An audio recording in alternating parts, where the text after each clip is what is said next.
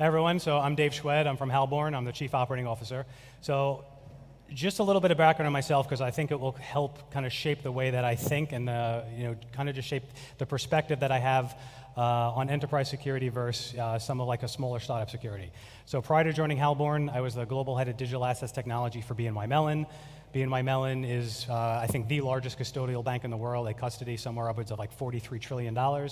And prior to that, I was the chief security officer for Galaxy Digital. In fact, the first chief security officer when there was only about 40 or 50 people. So I've worked in organizations where budgets are non-issue and I could just ask for money just to build things correctly. And I've worked in smaller organizations where I have to fight, tooth and nail to get certain budgets to build things out correctly. So I wanted to start off with some statistics. Can you guys, the back monitor? Yep, thank you. So there's some numbers been thrown around as far as 2022 and the total losses from the different DeFi hacks. And I've seen some numbers upwards of 1 billion, 2 billion. So Halborn did an analysis of the top 50 hacks, and the numbers that we came up with staggering. And just kind of like a show of hands, does anybody think like it actually is above the 2 billion? It was actually about $5 billion. So we actually calculated around $5.5 billion in losses in 2022 for the top 50 hacks. Now, interestingly, if you take some of the top security experts in the world, and not even the top security experts in the world, just anybody that's working in a large enterprise organization, and you did an analysis of those hacks, and you looked into it after the fact, they were mostly easily preventable. And I'm going to get into one specifically later in the talk, but they weren't the types of hacks where it was like zero-day vulnerabilities from nation states where you're looking at these things going, these are things that we're never going to be able to avoid in the future. There are things where if you put in the proper safeguards, the proper controls, the proper process, hire the right people, almost all of them were actually all preventable. So what is the problem? The problem is this competing interest or this like diametrically opposed design principles of security versus convenience. Now, if you look at the graph and you look, okay, well, if I have convenience all the way to the right, then I have absolutely no security. And what happens with that is if you have inadequate security, that leads to hacks and that leads to less adoption. And we don't want that. And if you go all the way to the left and you have extreme security, you have not only a bad user experience, but you also have challenges with your employees and you have challenges with process. There's, nobody wants to work in a highly restrictive environment which you can't have, say, personal email on your laptop, or, you have to walk around with 2 phones. I've worked at organizations where you have the compliance officers that are demanding that everybody walks around with 2 phones. What ends up happening when people have 2 phones is they go out to lunch and they forward their work email to their personal email so that way they don't have to carry 2 phones. And that's what ends up happening when we see in very, very highly restricted environments. So what is that right balance? Where do we strike the right balance where we're preventing these hacks, but we're also not creating an environment where users don't want to use our systems and where employees don't necessarily want to run out of the environment because they don't want to work here? So the question is like, what are we actually protecting against and how do we protect it? Now the goal of this isn't necessarily to walk you through every single type of attack, but the purpose of this slide is to really demonstrate we have answers to all of these problems. There are not challenges from a security perspective that we're like, how do we protect against these things? If we're looking at SIM card swap, there are answers to that. If you're looking at things like insider threats, we can stand up the most preventative and detective controls and have segregation of duties and have rotating permissions, putting people on vacations. Like we have controls, we have the ability to address everything that you're seeing on the left-hand side of the slide. So the question is, why is this an issue? Why are we not doing it? And the issue comes down to cost. It costs down to literally and both figuratively. The cost from a budgetary perspective, a lot of the, I don't want to say startup projects, but a lot of the projects in the Web3 space don't necessarily have the budgets of an enterprise bank. Like I said before, I had to fight tooth and nail for budgets at some of the organizations that I worked for, and I had to really explain and demonstrate why I needed to spend money in one particular area or why I needed to hire someone in this particular area. The other issues that we see in some of the smaller projects or from a startup mentality is, I have to find this unicorn of a security individual. I have to find somebody that not only understands how to do code reviews, but also understands how to do logical and network segmentation, and also understands firewalls, and also understands how HSMs work, and also is a cryptographer and also a cryptanalysis person.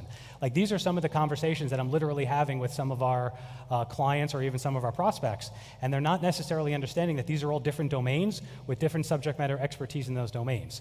And again, understanding that problem, we're not necessarily going to be able to go out and just start spending money and hiring for this problem. So we really have to understand what are we trying to protect, and then understanding where are we going to deploying our resources. So here is just, again, a cute little, story of high security versus low security. And let's talk about like protecting seed phrases, for example. So from a high security perspective, sure, I can take my seed phrase, I can shard it, I can use multi-party computation, I can put it in HSMs, I can then, put them geographically dispersed. I've heard of some, organizations literally putting them on different continents, so you have to fly to different continents, go into safety deposit banks and banks in order to, and I'm not joking, I know organizations that are doing this, in order to reassemble the seed phrase. Now, again, what's the cost of that? You're going to have to fly people to different geographic areas. You're now going to have to spend money to fly the people to these different areas. Now there's a time element to this. If you actually needed to reassemble your seed phrase, you're going to have to, it's going to cost time. You have to fly people to different locations. But even at a smaller scale, like how does a non-technical person back up their seed phrase? And this is where the whole convenience factor comes in. So we see a lot of organizations shifting towards, well, I want people to adopt our solution, so I'm going to make it easy for them. And I had to submit my slides about 2 weeks ago, but if I was able to do it today, I'd probably be talking for the next 20 minutes about Google. And what Google just recently did with their one-time passwords, from a convenience factor, they now allow you to back up your one-time seeds in Google's cloud. And it was funny, I specifically went on Reddit to kind of see both sides of the house, and I see the chief security officers at organizations losing their fucking minds, saying this is the worst decision possible. Why would you take your second factor and, in effect, kind of have your first factor protect your second factor from your email? It's like this circular moronic logic. But then on the other side of the house, you have other people that are saying, thank God, we've been asking for this feature for so long. So this is, in my opinion, Google making not the greatest decision in the world and kind of shifting things a little bit more to the convenience to appease to the user base.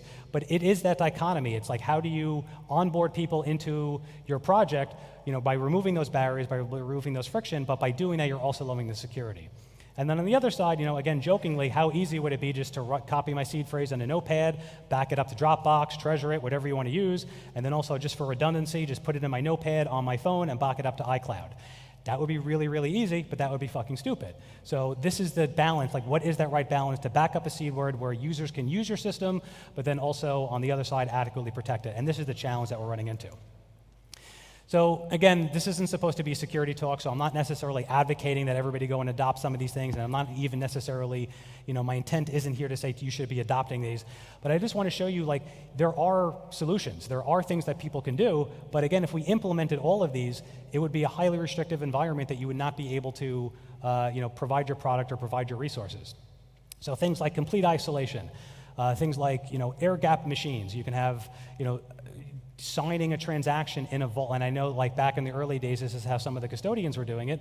They would have literally like machines sitting in a vault that was protected by armed guards, and you would carry the transaction in on a USB key, sign the transaction on a completely air-gapped machine, and you would walk back out of the vault, and there would literally be armed guards and different ways to enter in, and you'd have to be supervised in. It was an incredibly low-tech, low-cost solution, but it wasn't timely. You weren't able to maybe sign the transactions as fast as some of the users were. So now we had to start thinking about, well, how do we get access to signing a little bit faster? And that's multi-party computation and HSMs and all these other types of solutions. So now we're kind of shifting towards these low-tech, secure, vault-type solutions into, well, how can we provide that same level of security but make it more convenient, if you will? 100% encryption. Of course, you can encrypt everything at rest, you can encrypt everything in transit, you can double encrypt everything, you can have encryption at the network layer, but then also over the network tunnel, have encrypted data that's also traversing it as well in case somebody's piercing through the tunnel. I've seen some organizations, and it's mostly government, that will like double encapsulate, so you'll have one tunnel encrypted with one algorithm, and then inside that encapsulated with a completely separate, but there's a cost to that. There's a resourcing for that. So we can't always do that. In addition, just some other things like full redundancy. Of course, from a monetary perspective, I can have my entire infrastructure backed up in every single cloud provider between GCP and Azure and AWS and IBM's data center across geographic region, and then I can not only have VPCs and VPN connections. Maybe I'll have dedicated MPLS or dedicated point-to-point circuits that are also encrypted. But again, there's a cost to that. So now moving on, I wanted to touch on the Ronin hack, for example, because this is usually talked about as like one of the most sophisticated hacks. And it was in some respect, and in some respect, that type of hack would never have happened, say, in a bank-level security. And if you're not familiar with the Ronin hack, there's really 2 points that I wanted to talk about. The first is the social engineering aspect of it, which was very, very well sophisticated. When most people think about phishing, or social engineering attacks. They're thinking about things like, I get an email that says my disk drive is out of space, or I'll get a phone call. They took the time to develop a LinkedIn profile of a Coinbase recruiter, spent the time over weeks or months to start gaining connections, posting content. So to the outside world, anybody looking at this particular profile, it looked like a real LinkedIn recruiter. So once they did that and they were able to create this air of validity in the ecosystem, they sent an inbound message to one of the developers and said, we really like your profile, we'd like to interview you. They actually conducted interviews via Zoom or Teams, whatever it was. So this person was like, okay, it's a Coinbase person, I'm doing Zoom interviews, I'm actually talking to people. The process went on like a normal job interview. It was over the course of maybe 2 or 3 weeks. The person got a job offer, they're very excited, they open it up and ta-da, it's a PDF that's actually infected with malware, and now they own this particular developer's machine. Now the first part of that, I'm not necessarily saying that a bank would have been able to protect that, because if anybody has worked in an enterprise environment and you go through the CBT training, everybody just does their work and just clicks next and takes the bullshit test. You're not actually getting real security awareness training when you work at a bank. It's really just more of a check-the-box compliance type of a thing. So I'm not saying that would have been protected. But at a bank, developers having any access to production is a huge no-no. Like, I've been an internal auditor at a bank. That would result in a material finding, and people would lose their bonuses if we discover that a developer had any access at all to production. Now, if you look at a bank and you look at the way that things make its way over to production, again, I'm not saying that we as a community need to adopt it, because it would take us 6 months to launch anything into production, but you have development environments, you have user acceptance testing, you have staging environments, you have this really, really well thought out CI/CD plumbing, you have committees that have to review security architectures, you have to have backout plans, you have to have post-test testing to make sure there's reconciliation tests. There's so much that goes into moving code from to production that if a developer was owned at a bank, it would lead to nowhere, because that developer would actually have no access to production. So then the question is, okay, so could they have moved east or west laterally within a bank? And the answer to that is also no, because there's a zero trust type of mentality within a bank where everything is blocked off and you need certain authentication to access certain resources. So if you look at the Ronin hack, we could have prevented it, but again, at what cost? Now, there could have been, it could have been $2 to $3 to $4 to $5 million worth of security. Yes, maybe in looking back in retrospect, to protect $622 million, maybe that kind of cost would have been worth it.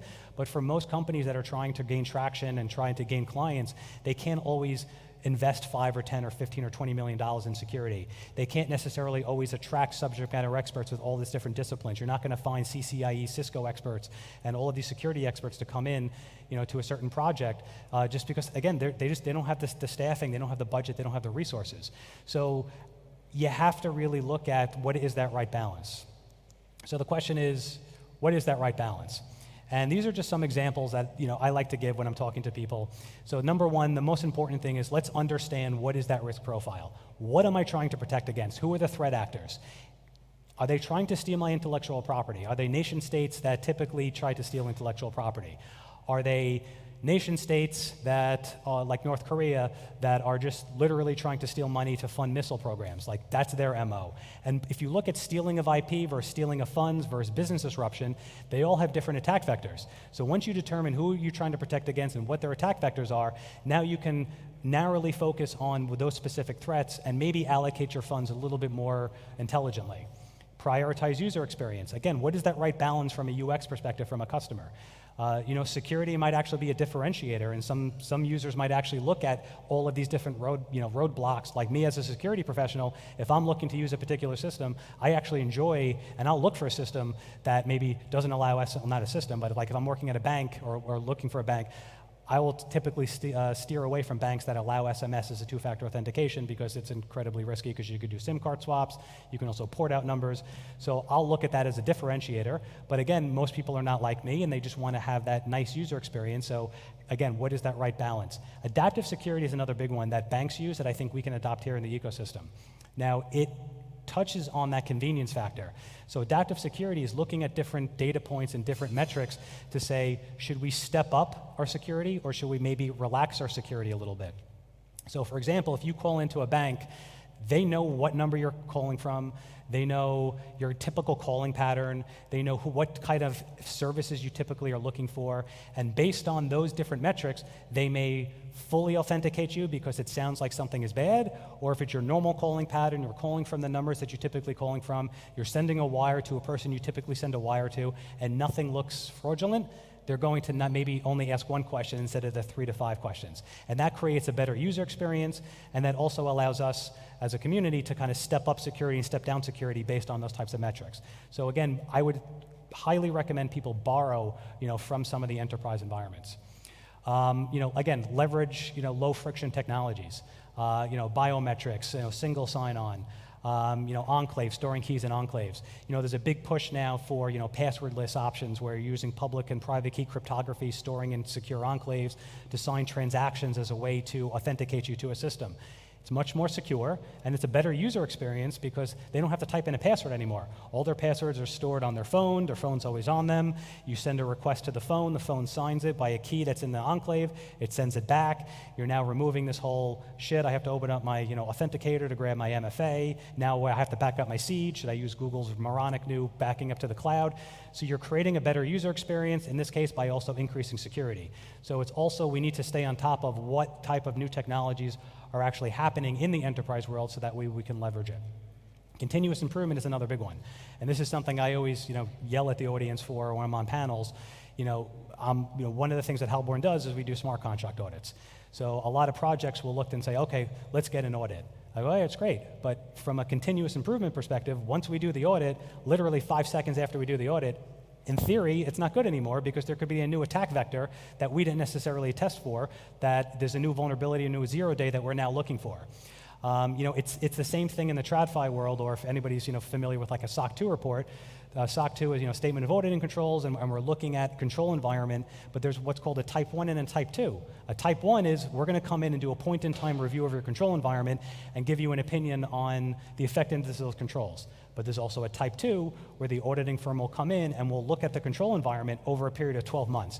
And that gives you a better sense of the control environment of an organization. So I think as a community, we have to stop looking at these point-in-time audits of somebody coming in and doing one pen test, coming in and doing one audit, and start thinking about how can we, from a continuous improvement perspective, implement these types of things. And I'm not saying you shouldn't do audits and you shouldn't do pen tests, but in between the audits and in between the pen tests, what am I doing as an organization from a continuous improvement? It comes down to monitoring. And again, this is all basic risk management. This comes down to preventative controls and it comes down to detective controls. You can stand up as much preventative controls as you want, but you also need the detective controls as well.